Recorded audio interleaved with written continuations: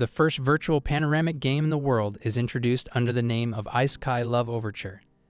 The game has unique gaming equipment and a fully interactive immersive system, which helped him instantly get people worldwide after it was released. The game has limitless possibilities, giving players a unique experience while they play it. The rich gameplay and extreme sandbox aspect of the game make players feel as if they have drifted to another world. The players act as human feudal lords on the continent. They established territory, raised armed forces, and developed science, technology, and magic. The players also persist in their resistance against demonkind with the aid of goddesses, but both of them have transformed the game into a romance game. In the game, players can cultivate favorability with any NPC. Some players even get together with the goddess, but there is a certain existence in this game world that can't be controlled. This existence is the demon in the game, and to this day, no player has been capable of subduing the demon. Most players who have been abused by them choose to retreat. The strongest demon among all these is the demon of lust named Lisha. Despite all this, a player named Chengxi, whose profession is warrior, has managed to capture Lisha. She is much ahead of Chengxi's level, and her favorability is loathing. She is extremely unhappy with him capturing her and prefers to get destroyed instead of being in someone's possession. She asks Shenzi to murder her, but he smiles smugly as he replies that he doesn't want to murder her. This triggers her more, as she almost shouts at him and asks what he wants from her. She says that he should just go to the kingdom and receive the bounty, or go to the goddess's temple and use her to win the favor of those lowlifes. Chengxi is calm as he replies that she got it all wrong, as he has no intention of taking a bounty. He says that the thing he wants is her body and requests that she marry him. This sudden request shocks Lisha, who is silent for a moment, and then yells that he is actually confining someone as my noble self for such a ridiculous reason, which is the worst possible insult for a demon. Chengxi starts to grow irritated too, as he retaliates that there is nothing wrong with liking a woman and courting her. Lydia yells that this is not how he should do courting, but Chengxi is calm as he replies that he has no other choice since the demons destroy a person on sight. He needed to degrade her so he could have a proper conversation with her. After listening to him, Lydia says that even if he can confine her, she will never agree to marry a racial inferior like him. Chengxi says that she shouldn't blame him if he uses unconventional methods, and before Lydia can understand what he means, Chengxi pushes her down on the ground.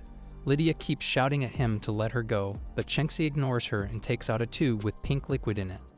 He smiles viciously as he tells Lydia that this is his love potion, which he specially customized for her, and he had to go to extreme lengths to get it from the goddess of love. He forces Lydia to drink the potion, not wanting to make his efforts go in vain, and holds her mouth close until she savors it all. Lydia tries to protest not being able to drink anymore, but Chengxi doesn't stop. After giving her 2 drinks, he looks at her favorability and is surprised that it actually went up. He comments about how a goddess couldn't help but fall deeply in love with him after just 1 bottle. He gets a boost of confidence from that, and he empties his bag, which was filled with the bottles of potion, in front of Lydia, who doesn't seem happy with him comparing the demons to the goddess. Looking at his potions, Chengxi said how he was quick-witted and prepared 99 bottles of potion. Lydia is shocked to see this, but Chengxi keeps feeding her the potion, increasing her favorability further. After a while, Lydia mumbles that she can't drink anymore, already feeling very warm. Chengxi coaxes her into drinking more by saying that there is just 1 more left, but Lydia is not convinced as he has already said the same thing many times. Chengxi doesn't back down from his mission until Lydia is completely under his control and starts requesting more potion. Her favorability is finally maxed out, and she happily hugs Chengxi, who is almost sweating from the hard work he has to put into Brika through Lydia's resistance. Chengxi then takes out a ring from his pocket and says to Lydia that he can't propose to her since it is against the game's rules, so he is giving her this ring so she can propose to him instead. Lydia is completely gone at this point and happily takes the ring from his hand, instantly going down on 1 knee. She asks him to marry her, and Chengxi says yes immediately, finally fulfilling his mission. Soon they get married and get a congratulatory message from the system that informs them that since they are married now, their lives, abilities, and attributes will be shared from this point forward. They happily walk out of the church, holding each other's hands. Lydia is happily bouncing while Chengxi proudly thinks about how only he can be the one who has the strongest boss as his first marriage partner. His level has increased to its maximum after the marriage, and he has already gained a lot of special skills that would be a hard task otherwise. Chengxi is happy with his achievement and is already planning to carry out the next phase of his plan. He happily shouts that he wants to subdue the other demons, but his statement angers his current wife, who is shocked by the fact that he still wants to marry the other demons, even though he already has her. Chengxi pinches her cheek, asking if she is jealous, but Lisha looks away, denying feelings that way. Chengxi follows through on his plan, and soon the system notifies everyone that Chengxi has captured every demon. The other players have mixed reactions to that, as some of them have already been expecting that from Chengxi, but some are not happy with him subduing all the demons and want to slaughter him. Meanwhile, Chengxi is lying peacefully in the grass with Licia sleeping beside him, but he is in deep thought. Chengxi is thinking about how all the witches have been subdued, but he just doesn't know when the creators of the game will update the expansion pack and bring him a new wife. Chengxi comes out of his thoughts and stares at her current wife, Lydia, who is in a deep sleep beside him. Seeing her exposed front, Chengxi's feelings stir as he tries to touch her, but before he can do so, the system sends him a caution. He is furious at that and sees the notification that says that he can't touch onto or below NPC's neck. Chengxi is angry at the fact that he can't touch his own wife. He lies back on the grass and again drifts into his thoughts, trying to figure out what he can do next, since all the demons gave up their old ways and followed him. All the demons surrendered on their own, and the world finally became peaceful and prosperous. He finally takes off his VR glasses, growing bored with the monotone game.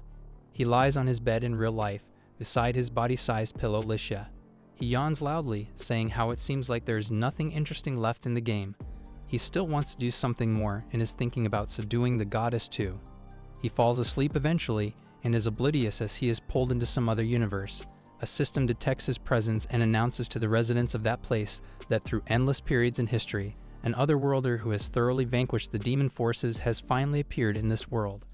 The system asks permission to summon him, and a woman who seems to hold authority permits him to do so.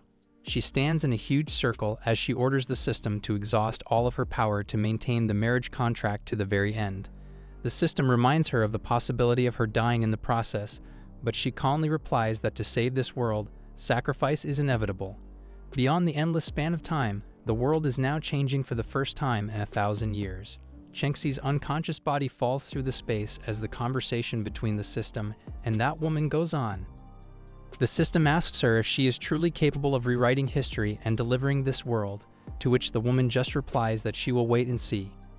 Chengxi finally wakes up, feeling dizzy, and scratches his head as he feels something very soft touching him.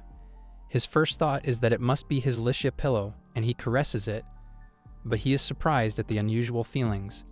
Chengxi is shocked when a voice from beside him calls him out for moving his hands carelessly.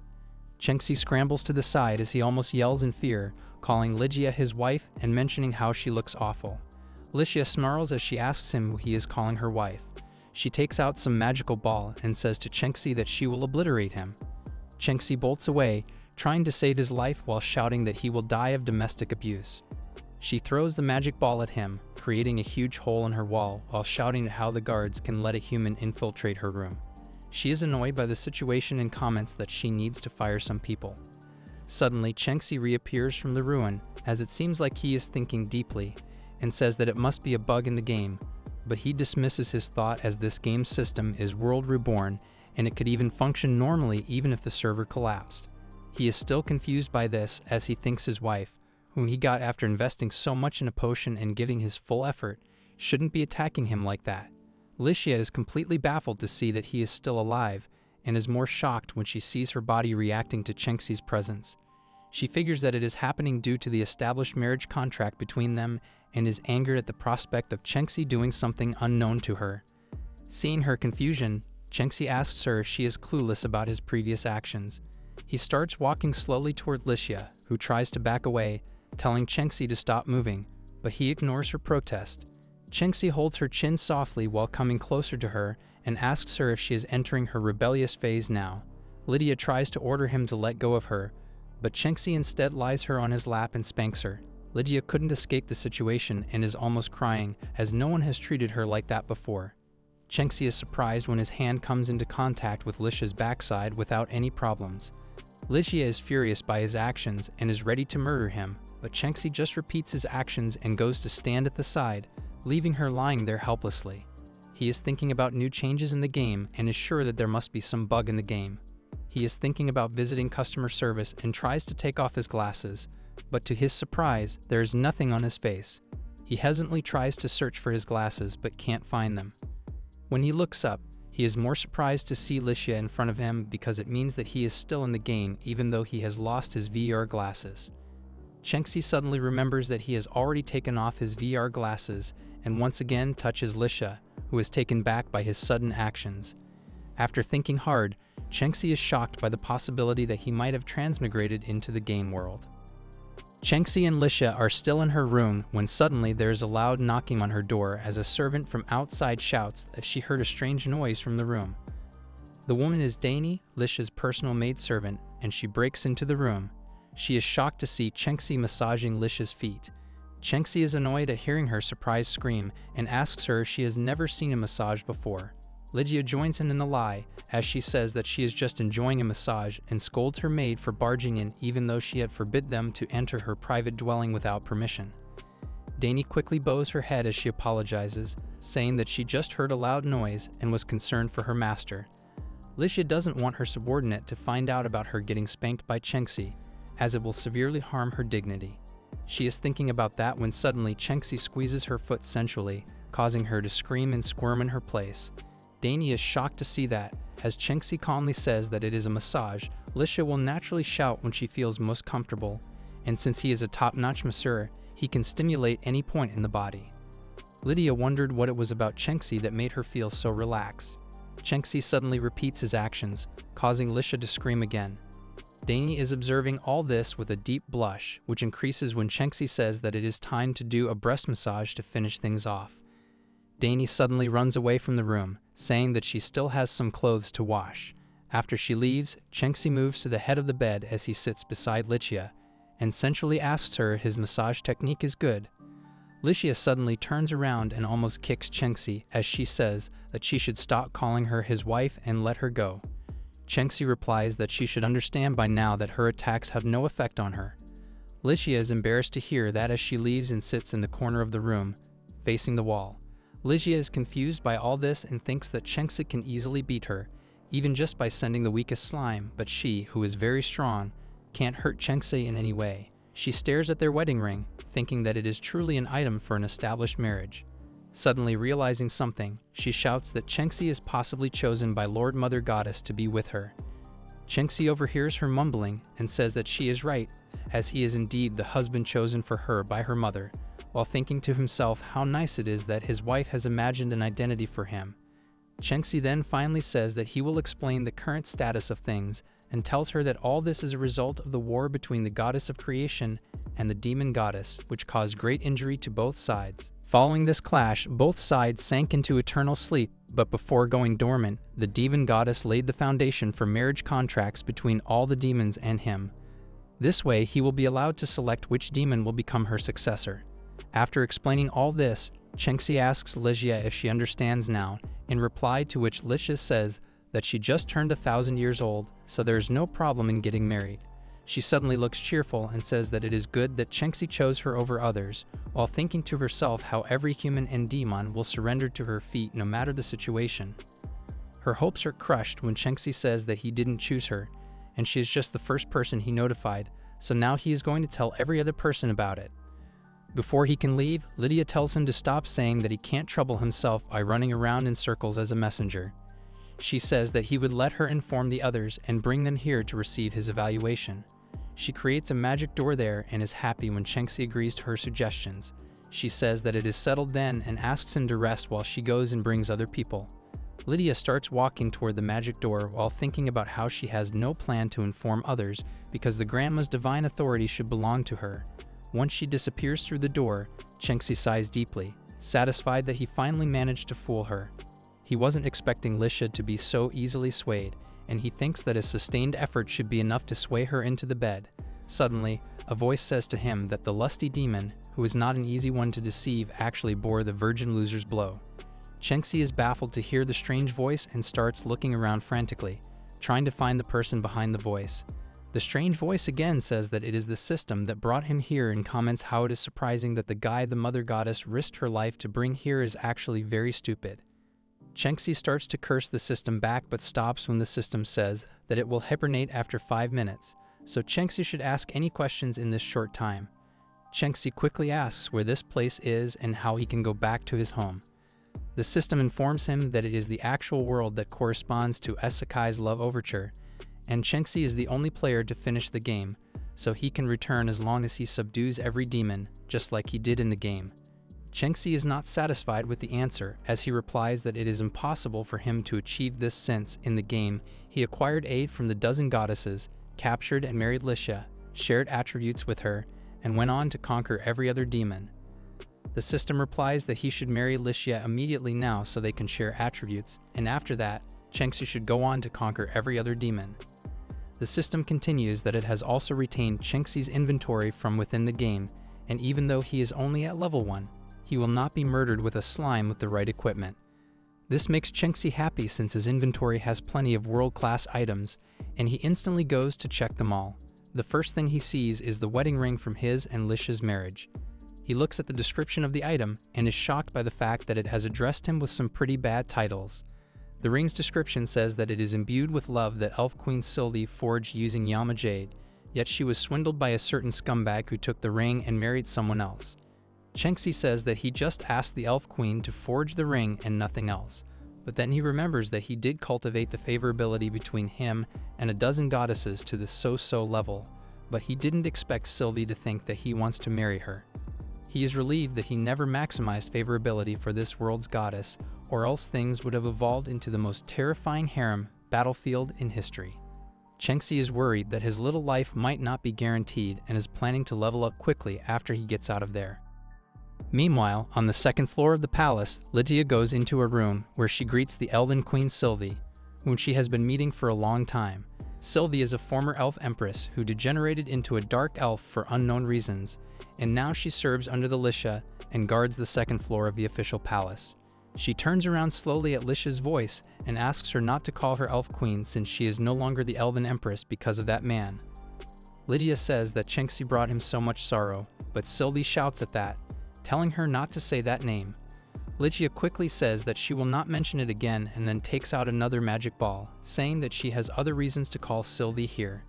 She says to Sylvie that since she is very skilled at division, she has to help her examine all the information pertaining to the owner of these hairs. She throws the ball containing the hair towards Sylvie, saying that the more detail she gives her, the better it will be. Sylvie takes the ball in her hand and starts examining it without waiting for long. She starts explaining the attributes, saying that it is a 19-year-old male human with no specific powers and is an ordinary person who can't even hold a candle to the weakest slime. Lydia smiles viciously at that, realizing that Chenxi was lying to her earlier, but before she can proceed to plan something else, Sylvie speaks again, saying that it is strange that this man has the auras of so many demons flowing through him. These demonesses include the Betrayal Demoness, the Hell Demoness, the Matriarch Demoness, the Full Moon Demoness, and many others. Listening to all this, Lydia thinks to herself that this man will definitely possess demon auras if he really was sent by her mother, but she is confused as to why the mother goddess will choose a human being as the messenger. Licia suddenly calls Demon Eye, and a weird creature with several eyes appears in front of her. The Demon Eye is the first floor guardian of the Lust Demoness's official palace, and it can turn the common man into a stone statue. Lydia orders the Demon Eye to murder the man in her room while thinking to herself that if he is the messenger of the Mother God, a mere guard shouldn't be able to harm him. The Demon Eye starts moving toward her room, where Chenxi is kneeling on the floor in desperation while talking about how his level is not high enough, so he can only equip the cosmetics. The system tells him not to worry, saying that there is no level restriction on the wedding rings, so he should just equip those. Chenxi wears all the rings, some around his fingers while others around his neck, by joining them in a thread. Chenxi is enjoying wearing all these rings for a moment, but suddenly remembering something else. He asks the system what the use of wedding rings can be in this game world. The system replies that it is god-tier equipment at any rate, and is still better than having nothing. The system then announces that 5 minutes are over and it is going into hibernation. So this world now depends on Chenxi, and he can do what he thinks is better. The window suddenly disappears from there, leaving Chengxi alone and confused in the room. Suddenly, the demon eye appears behind Chengxi, who is still processing the disappearance of the system.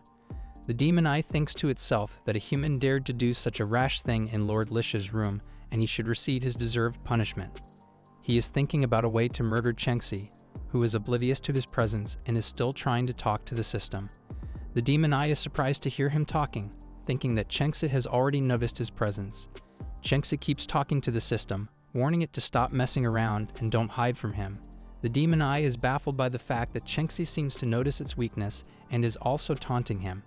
He thinks to himself that since Chengxi has already seen through his hollow shuttling, there is no need for him to lie low, and it seems that he shouldn't underestimate this person. The demon eye suddenly takes its original form, ready to unleash everything on Chengxi, who finally turns around and is shocked to see the monstrous demon eyes in front of him. The demon eye introduces himself to Chengxi and says that since Chengxi has already figured out his weakness, he must be a worthy opponent. Chengxi recognizes the demon eyes as those of Lord Nishitomi, whom Lydia keeps as a guardian, and is confused as to where they came from. The demon eye suddenly attacks Chengxi, who slips on a ball while trying to escape and easily dodges the upcoming attack. The demon eye is surprised by his action, and when Chengxi lands on the bed, he takes it that the human is not affected by him and is casually sitting like that. He thinks that this happened because his attacks are so ridiculous that Chengxi is not taking them seriously. He notices the items that Chengxi has previously thrown onto the ground, finding that they are of no use to him, and is thinking about how Chengxi has casually thrown all the world-class items on the ground like they don't make any difference. The Demon King can't help but think that Chengxi is not paying any attention to him, and it is ridiculous that he is trying to fight with such a man. He suddenly bows in front of Chengxi, apologizing for provoking him like that, and says that he didn't come here with any ill intentions, but was just following Lisha's orders. The Demon King disappears from there after that, while Chengxi just sits there idly, thinking about how he nearly avoided death today. He wants to complete the marriage contract with Lichia as soon as possible so he can change her attributes, or else he will be finished one of these days. When Lichia returns to her room, Chengxi is peacefully sleeping in her bed. She remembers the demon eye's words saying that Chengxi has incomparable strength, and it is good that his root eye of life was somewhere else, or he wouldn't be able to serve her anymore. Lichia is annoyed by all this and raises her hand toward Chengxi, wanting to hurt him, but before she can do so, Chengxi suddenly holds her hand and pulls her onto the bed. He hovers over her, saying that if she wants his body that much, she should just tell him that. Lichia yells at him for calling her greedy, but Chengxi is calm as he leans closer to her, saying that as long as they unite, she will gain the divine authority of the demon god and become a true god. He further lures her by asking her if she doesn't want the divine authority of Mother God. Lydia turns to face him as her face is red with blush, and she admits that she wants to have the divine authority that Chengxi is mentioning. Chengxi is shocked to see the cute expression on Lisha's face, as he didn't imagine a demon to be this cute. He wasn't expecting that a dignified demon would put on a shy expression like that, and is having a hard time controlling himself. Chengxi suddenly puts his hand on her legs, but he doesn't seem fazed by her blushing or complaining. He takes out a necklace that he made up of several rings. Among those is a ring that belongs to the goddess of love. He presents the necklace to Lichia, saying that these are the rings her mother god gave him to conclude marriage contracts with the demoness, and as long as they are married, she can inherit the full power of Mother God. Lichia is taken off guard when Chengxi suddenly confesses his undying love for her and says that he doesn't want to see other demons and only wants to marry Lichia.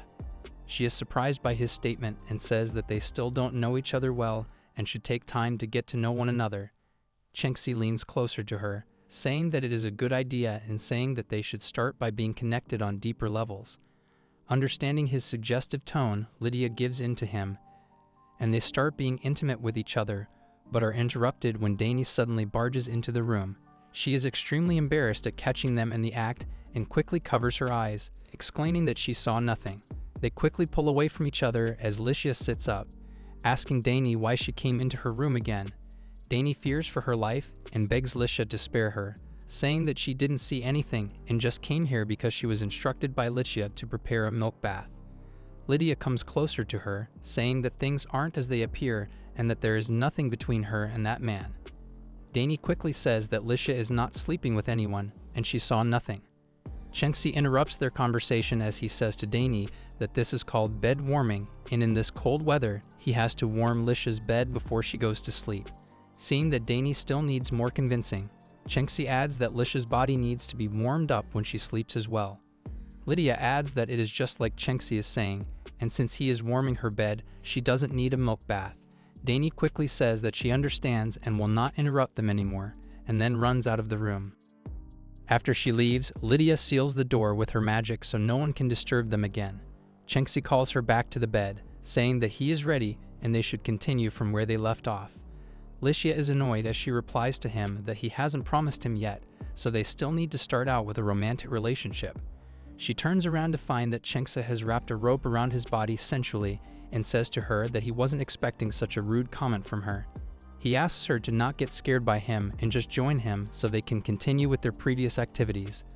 Licia replies to him that he is misunderstanding something because she doesn't lactate for anything like that, and he should know that cows can imbue their milk with a special magic that can enable racially transitioning into a panda. Chenxi is surprised to hear this as he says that it sounds awful to hear that a man bear will appear. She continues that it can also transition genders, which will reverse their rules. Chenxi screams to hear this, imagining impure things in his mind. Seeing his reaction, Lydia shouts at him, asking him what is going through his head. Chenxi shouts at her that she almost made him jealous and asks her what she was intending to do with Danny's milk. Licia quickly replies that she only used it for a buff effect. He again asks her what buff Danny's breast provides, to which Licia replies that it is top secret information that could cause a war between the Demonises if leaked. Chenxi is a little intrigued by this and thinks to himself that he will have to keep an eye on Danny if Licia finds it that amazing. He suddenly turns around, saying that he doesn't want to deal with someone so late, and that they should rest first. Licia is confused by his statement and asks him if he is planning to spend the night in her room. Chenxi casually replies that it is exactly what he wants, and as a messenger of Mother God, he naturally wants to observe her closely. He then adds that it is just a 24-hour examination, and she will have to endure it for the sake of divine authority. Lydia hesitantly agrees with him and warns him not to cross the line toward her side of the bed. Soon they lie together in bed, facing away from each other as they deeply think about something. With an evil smile, Chenxi thinks to himself how Licia is mistaken if she thinks he is sleeping here with good intentions and will subdue her tonight. Just then he takes Licia's game, Dawn Star, which momentarily shocks Chenxi as he is worried about Licia finding his true identity. Before he can panic further, Lydia continues asking him if he knows someone with this name. Chenxi is relieved that she doesn't know about that but is thinking about how she was awake this whole time. He replies to her that he doesn't know that person and asks him to explain who that is. Lydia tells him that she doesn't know the specifics of it, only that the person has brought great misfortune to many goddesses, and he was a scumbag who betrayed their feelings. Chenxi is startled to hear such comments about himself, but stays silent as Licia continues that at some point she even thought that the person was sent by the Mother God to deal with the goddesses. Then she changed her opinion, thinking that he must be something like one of those apostles since the world has changed since Mother God went dormant. Lydia continues that the creation goddess's lackeys, the divine apostles, that is, they ran wild, and during the age of Dawn Star, they emerged on a large scale. The divine apostles were seemingly summoned by the creation goddess from a place called Earth. They appear out of nowhere and were sinister and cunning despite being small and weak, but most of all, they could be resurrected infinitely. Chenxi is confused to hear her mention all these terms and is wondering if these divine apostles refer to the game's player base. Wanting to know further, he asks Licia what happened after that, and if these divine apostles still exist. She tells him that they vanished where they stood, and the demons lost many memories of that period. Lydia says that she only knows that something terrible happened to her. But on the other hand, goddesses' memories were apparently preserved, but even in death, they would be unwilling to confide a word. All they got from them was one erupting name, and that was Dawn Star. Lydia tells him that she tried to find information about that person, and the only thing she found out was that the person was a criminal, wanted by all of humankind. Chenxi is baffled to hear that all the things he did inside the game might actually happen in this world. He sees the poster that says that Dawn Star is a wanted criminal, and also has a huge amount on his head if someone captures him. He can't comprehend the fact that the system missiled him, but he recognizes the epic tier equipment he worked hard to forge and is happy that it hid his actual face in the wanted poster. He still can't understand what crime he committed and is thinking that it might be abandoning all the goddesses when the apostles stop being summoned. His suspicions are correct, as he finds out after looking at the wanted poser and is angry at the fact that they kept $500,000 as a bounty on his head. Meanwhile, Dani has talked to other maids about Chenxi being Mother God's messenger, and the news has spread to all the other demons. Full Moon Daemoness finds it through her maid and is shocked to hear that marrying this man will allow one to inherit the power of Mother God. All the demons found out the news in no time, and they all decided to leave the palace and go to Licia's place. To contend for divine authority, every demon decides to assemble. Chenxi is sleeping peacefully on the bed, oblivious to the fact that Daemoness has gathered, and they are all eager to get a taste of him. Licia is enjoying her early morning soak peacefully, and is ecstatic at the fresh start of a new day. Sylvie is also in the pool, a few feet away from her, and second is her statement, saying that such a refreshing morning shower is a supreme pleasure. She adds that even within this most refined and satisfying morning, an interloping worm seems to squirm about. Chenxi is also there, enjoying his time in the pool. Sylvie says to Licia that she once promised her that this city would be without men. Licia replies that things are very complicated at the moment, while thinking to herself how none of her magic works on Chenxi. Sylvie says that human males are an existence of utmost impudence and depravity. She then requested that Licia turn this man to dust with her willpower. Chenxi is listening to their conversation and says that it seems like Sylvie was once betrayed by a man. Ignoring her solemn facial expression, he continues, "How can someone dare treat such a beautiful person like that?" And she will help her get revenge if they ever meet with that person. Sylvie stands up as she arrogantly comments on how Chenxi talks too much and says that she feels like she heard his voice somewhere before. Chenxi also feels her voice is familiar and orders the system to open the game panel. The system shows him Saliva's information, and he is shocked to find out that she is a former elf empress. He is completely taken back by the fact that the elf empress has turned into a demon lord and is hoping that it was not his fault. Sylvie gets closer to him in the meantime and asks him if they have met somewhere before.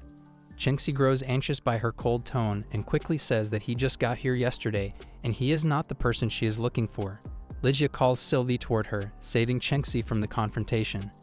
Chenxi is sure that he would be dead by now if Sylvie found out about his identity, and is happy that he never took risks in the game and always hid his true identity. When Sylvie goes to Licia, she whispers in her ear that Chenxi is a normal human being according to her previous test, but something is off, and she can feel it. Sylvia is confused by her statement as Licia continues to say that she brought him here today so that Sylvie can test him on the spot. Sylvie seems relieved to hear that and says that it would be even better with Licia's permission.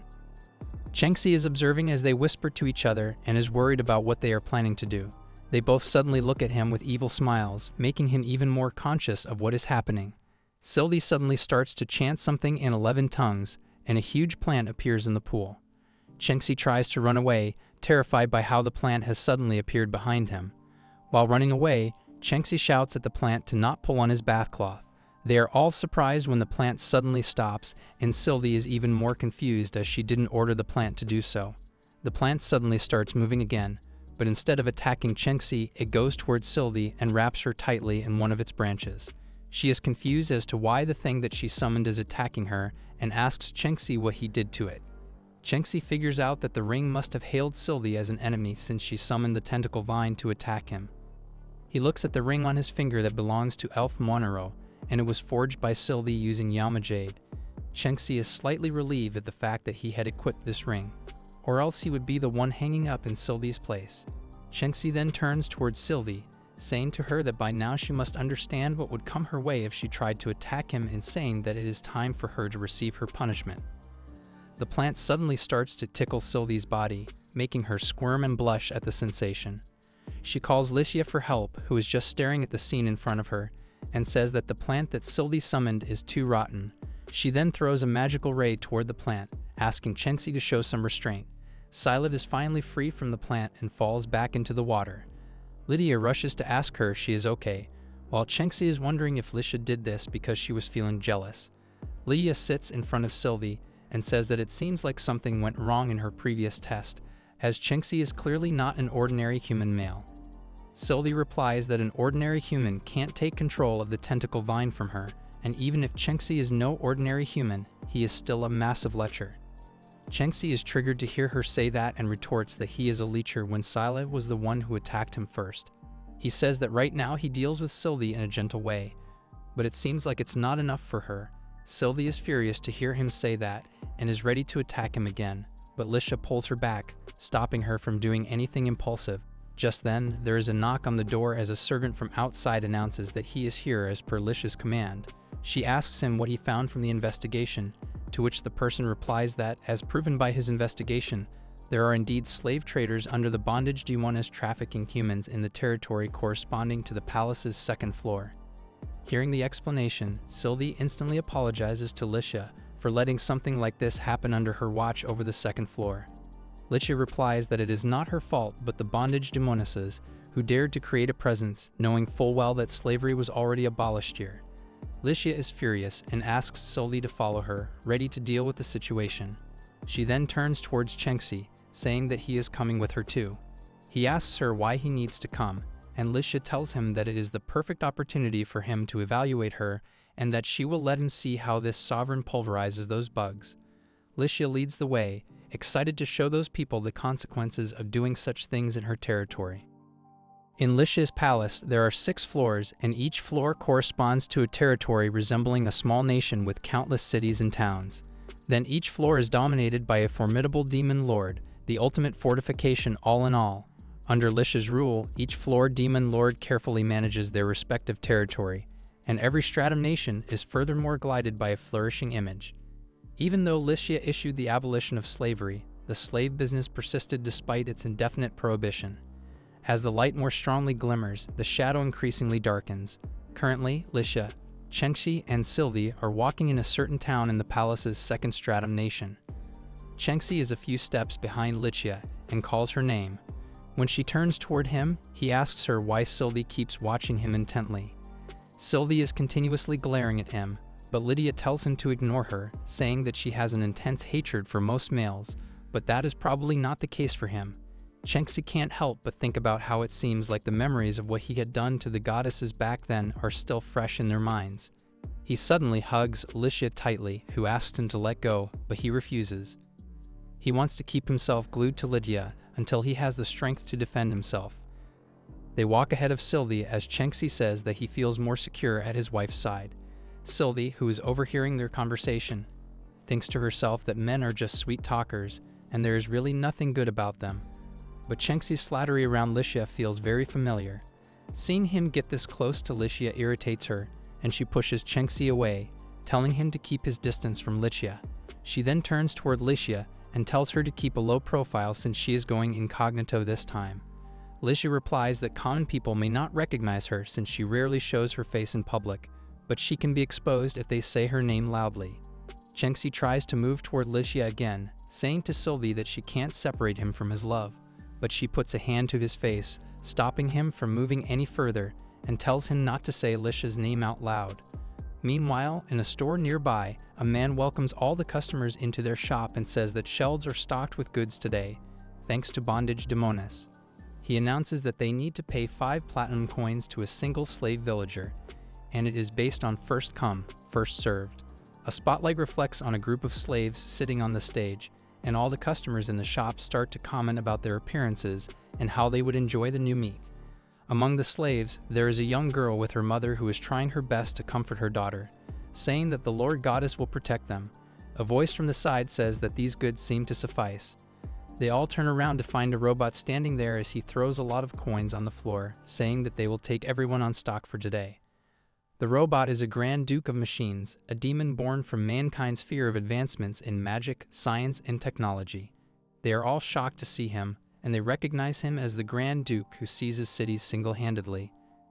The owner quickly comes forward, saying that it is a pleasure to be approached by the man, and he will pack his goods, but first he wants to know why the Duke needs so many slaves. The Duke replies that today is the anniversary of the day he captured his 47th city, and he invited the other Grand Duke for celebrations. The shop owner quickly replies that he can understand, as there must be an understaffing problem around the Grand Duke's residence. The Duke says this is not the case. In fact, he is going to host a hunting game and tells the owner to send all the slaves to the hunting ground, let them run desperately, and give the other Grand Dukes a chance to exterminate. The slaves are terrified to hear him and cower in their place as the Duke takes out his sword, asking the owner if he is allowed to inspect these goods if he is going to buy so many of them, and he doesn't want to disappoint the other dukes. The little girl kept praying to the Lord Goddess, begging her to save them from here. Licia and others finally reach their destination as Sylvie explains that from her current intelligence, all underground slave transactions in the second stratum territory occur right here. Just then, a demon from a nearby shop calls Chenxi, asking him if he is interested in the newly arrived human girls and saying that they are just 5 platinum coins each. Even though Chenxi has seen this type of scene within the game before, witnessing all this in real time feels sickening to him. The buying and selling of humans had already formed such an industry that even things like human ranches used to appear. He recalls how he and his friends have wiped out many illegal dens like this in the game, and he is surprised that nothing has changed since he came to this world.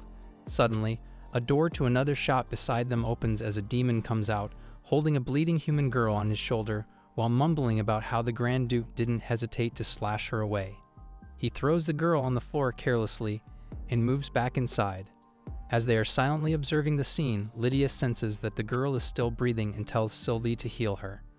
Sylvie instantly follows her order and goes to heal the girl, while Chenxi is surprised by this as Licia was pure evil in the game, and he is confused as to why she is pitying a human girl.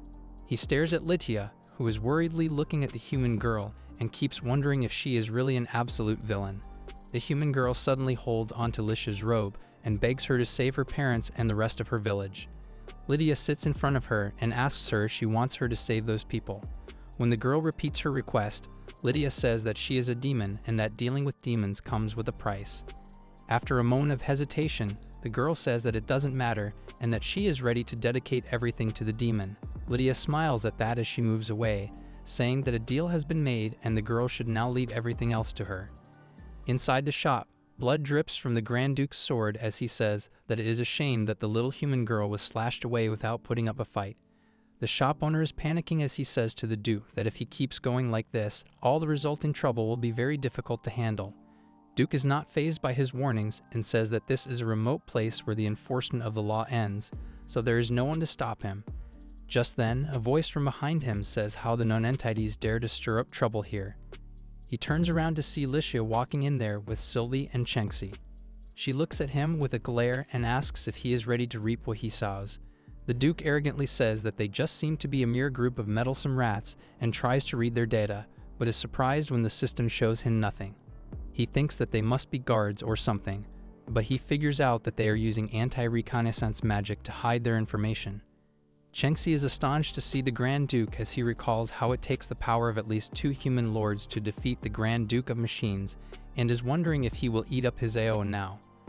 The Duke suddenly points his sword towards them, saying that he is not in a good mood today, so he will get to the point quickly. He then says that it will be good for them if they don't meddle in his business since hunting games are a rare thing to host, but the weakness of these slaves leaves him dissatisfied. So he has to find new slaves now and doesn't want to waste time fighting with ordinary people like them. His calling Lydia ordinary triggers Sylvie, who shows her true form and summons her tree again, destroying the whole place. Lydia also grows furious as she transforms into her true form and shouts at whoever gives them permission to buy and sell slaves in her territory. Duke is shocked when he senses the oppressive aura coming from her and can't believe that he is standing in front of Lord Licia. All the slaves stare at the plant, astonished when it releases them from the ropes.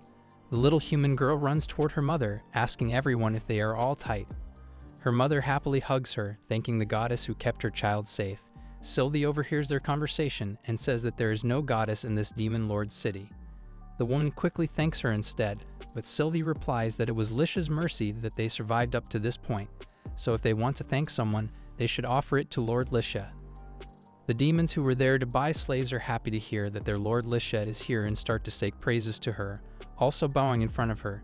She tells them to raise their heads, saying that they didn't expect such great fanfare today and only came here to deal with a few conspirators. She then calls Sylvie and says that, as the manager of this second stratum territory, what is her suggestion on how to convict those who have forsaken the law to trade slaves and talk down on her?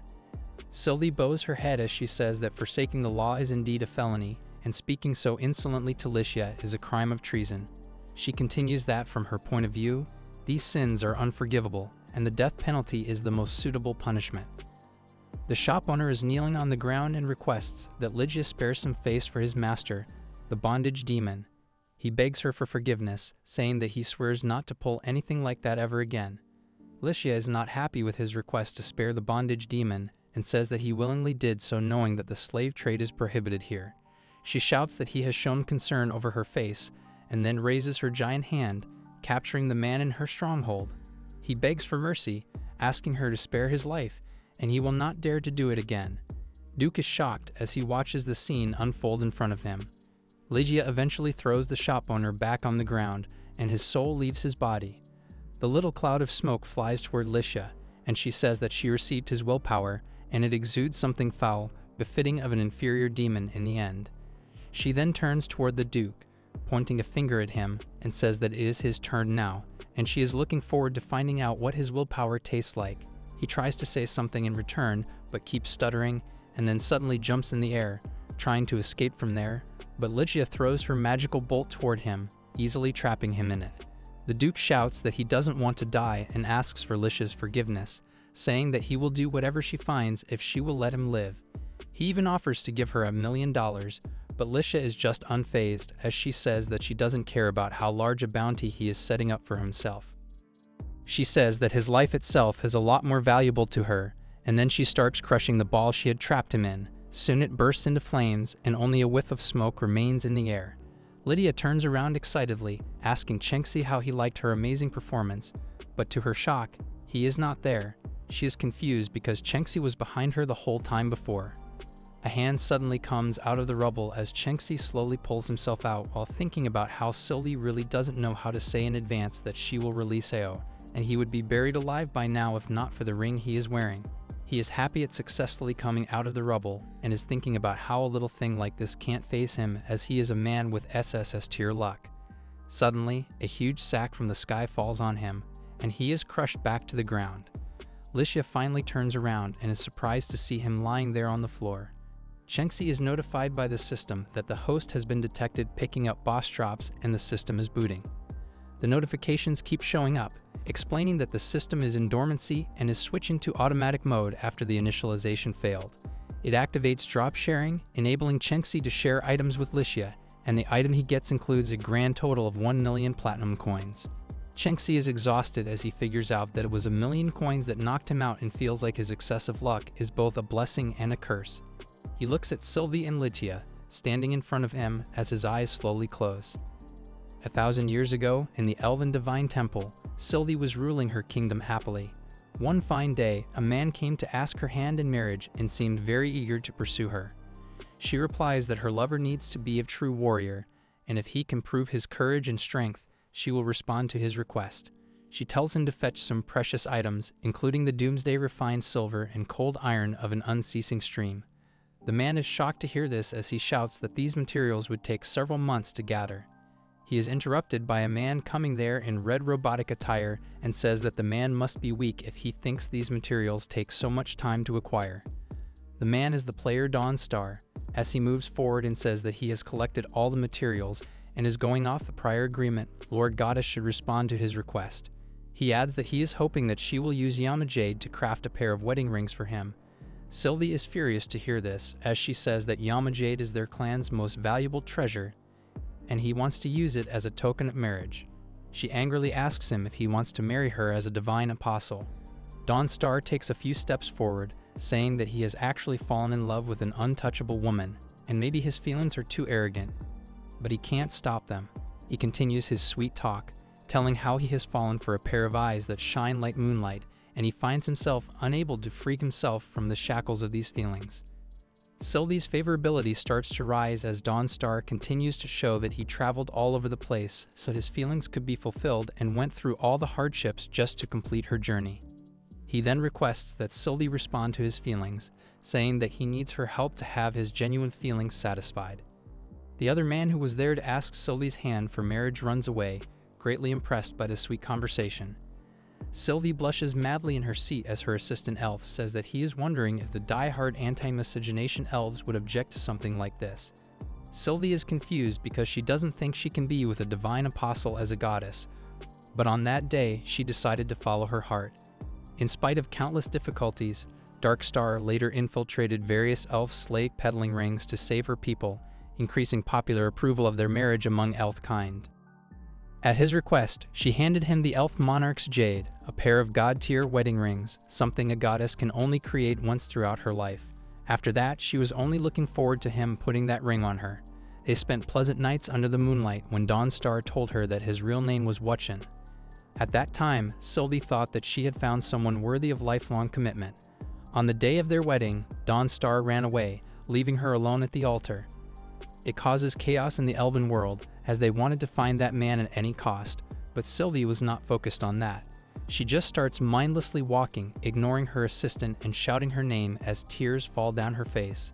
Dawnstar vanished without saying anything to her, and he even took the rings. She was consumed by his immense hatred and wanted Dawnstar to pay for his wrongdoings.